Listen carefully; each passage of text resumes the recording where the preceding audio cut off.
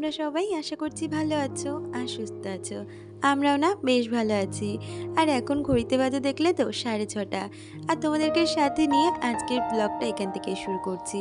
I hope তোমাদের ব্লগটা একটু হলেও ভালো লাগবে। আজকের দিনটা হলো শনিবার। আর শনিবার মানেই তো তোজোর স্কুলের ছুটি। তাই জানো তো একটু দেরি করে উঠেছি। আর বাইরেও বৃষ্টি পড়ছিল, ঠান্ডা ঠান্ডা ওয়েদার পেয়ে ঘুমটাও খুব ভালো হয়েছে।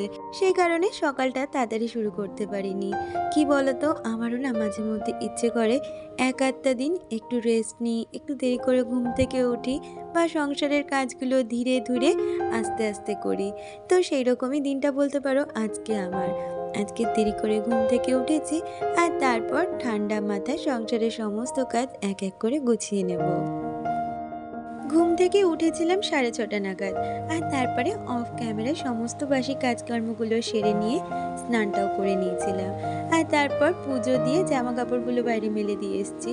আর এখন দেখো সকালে চাটাও বানিয়ে নিচ্ছি। ওইদিকে জানো তো তোজো উঠে পড়েছে, কারণ এই সমস্ত কাজ গুছাতে গুছাতে আমার প্রায় ওই 7:30 নাগাদ বেজেই গেছিলো। আর এখন দেখো বিছানাটা গুছিয়ে নেব। তার আগে ঘরের জানলাটা খুলে দিলাম, আর কালকে যে জামা কাপড়গুলো জানলার উপরে মেলেছিলাম সেগুলোকে আগে নাপিয়ে নিয়েছি। আর এখন এই বিছানাটা গুছিয়ে তারপর একটু তোজোকে নিয়ে পড়তে বসিয়ে দেব।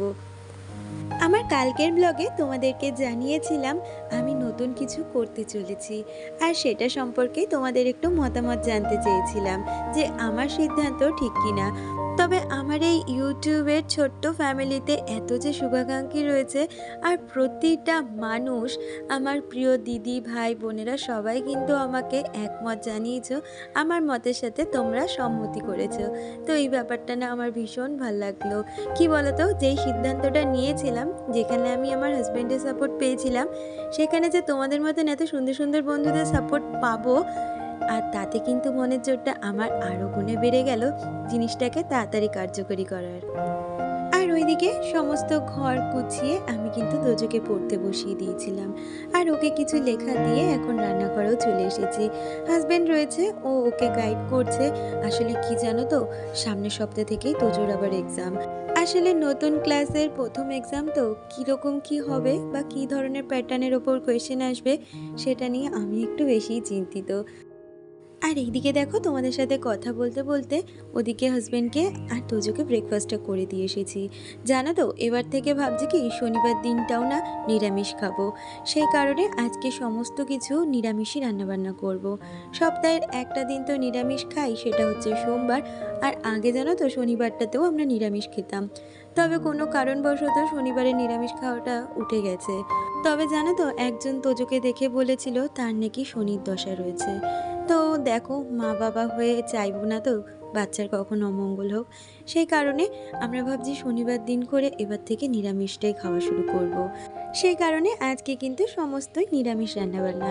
প্রথমে হাজব্যান্ডকে আর তোজোকে নিরামিষ চাউমিন বানিয়ে দিয়েছি। আজকে জানো তো কোনো ভেজিটেবল ছিল না ঘরে, সেই জন্য আলু দিয়ে আর আদা কুচি দিয়েই আমি চাউমিনটা বানিয়ে দিয়েছি।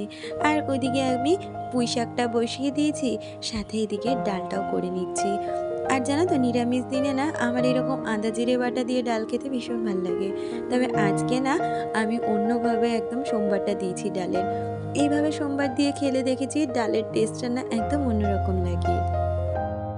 আর এইদিকে পুঁই শাকে দেওয়ার জন্য আমি কিছুটা বড়ি ভেজে নিয়েছি। আর তারপরে একটু সোয়াবিন রান্না করব।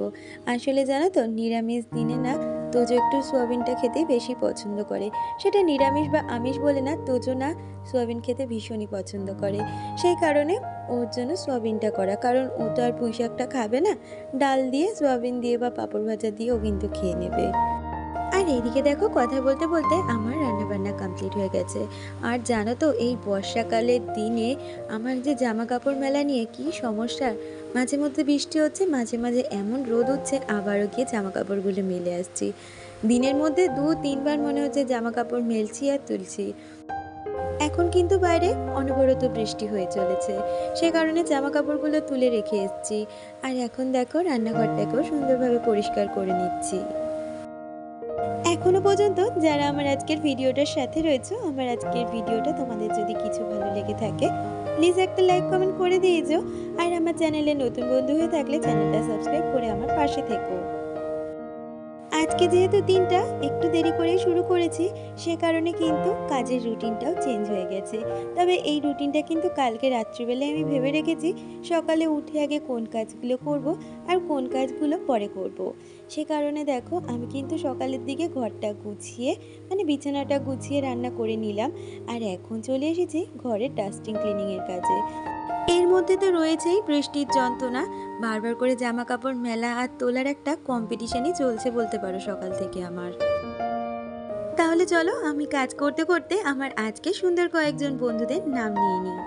Ayesha, Soma blog, Sharmistha Das, Pinki Saha from Bangladesh, Mousumi Ghosh, simple lifestyle, Sabina Khatun, Sutapa, Anubhaba Chowdhury, real blogger AP, Puja Das story, Nandini Hazra blog, Anamika Das, K S couple lifestyle.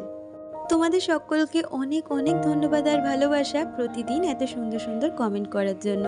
আর তোমাদের এই সুন্দর কমেন্ট কিন্তু আমাকে পরবর্তী সময় ভিডিও বানাতে অনেকটাই মোটিভেট করে।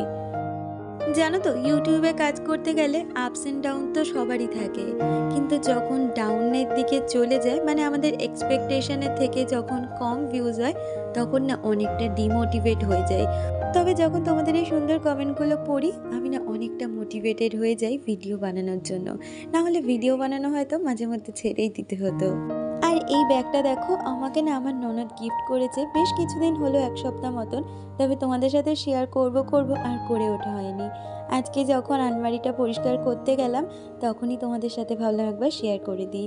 তোমার হাজব্যান্ড দিল্লিতে বেড়াতে গেছিলো, সেখান থেকে আমার জন্য ব্যাগটা নিয়ে এসেছে আর তোমাদেরকে সেটা শেয়ার করে দিলাম। কে এস কাপল লাইফস্টাইল থেকে আমাকে কালকে দিদি একটা খুব সুন্দর কমেন্ট করেছে। দিদির নামটা দুঃখের বিষয় আমি জানি না, শুধু চ্যানেলের নামটাই জানি।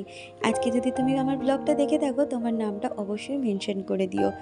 দিদি বলেছ তুমি একটা ক্লাউড কিচেন খুলে ফেলো, খুব ভালো হবে বুঝলে। হ্যাঁ গো দিদি, আমারও একটা ক্লাউড কিচেনেরই চিন্তাভাবনা চলছে, তারই কিছু প্রসেসিং চলছে। তোমরা প্রতিদিন আমাকে আমার রান্নাবান্না নিয়ে খুব সুন্দর সুন্দর কমেন্ট করো আর তোমরা এও বলেছো যে আমি একদিন ঠিকই পারবো। তোমাদের ভালোবাসা থাকলে নিশ্চয়ই আমি পারবো। তোমরা আমাকে সেই আশীর্বাদ করো আর ভালোবাসা দিও। আর এদিকে দেখো কথা বলতে বলতে আমার ঘরে যে ডাস্টিং ক্লিনিংয়ের কাজটা থাকে রেগুলারের সেটা কিন্তু করে নিলাম। আর তার মধ্যে দেখলাম বাইরে আবার মেঘ করেছে আর দেখো ঝিরিঝিরি বৃষ্টি পড়তেও শুরু করেছে। কোনো রকম দৌড়ে গিয়ে আবার জামা কাপড়গুলো তুললাম। আর ওই যে দেখো তোজোর মাথাটা দেখা যাচ্ছে, ও শুধু বাইরে আসছে ভেজার জন্য, তো একটু বকা দিয়েছিলাম, তারপর আবার ঘরে ঢুকে গেছে। আর বর্ষার মেঘ তো যখন যেখানে মেঘ ভেসে আসছে সেখানেই বৃষ্টি নেমে যাচ্ছে। আর তার মধ্যে হয়েছে জামা কাপড় নিয়ে আমাদের খেলা।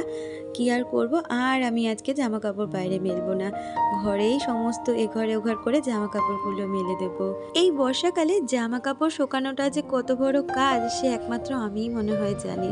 আর যাদের ঘরে বাচ্চা কাচ্চা আছে তারা তো জানবেই, কারণ বাচ্চাদেরই জামা কাপড় যেন বেশি প্রতিদিন ধুতে হয়। আর এখন তোজোকেও খেতে দিয়ে দেবো। আর এই যে আজকে রান্না বান্না। তাহলে বন্ধুরা আজকের ভিডিওটা আর বাড়াচ্ছি না, দেখা হচ্ছে পরবর্তী ভিডিওর সাথে। ততক্ষণ তোমরা ভালো থেকো, সুস্থ থেকো।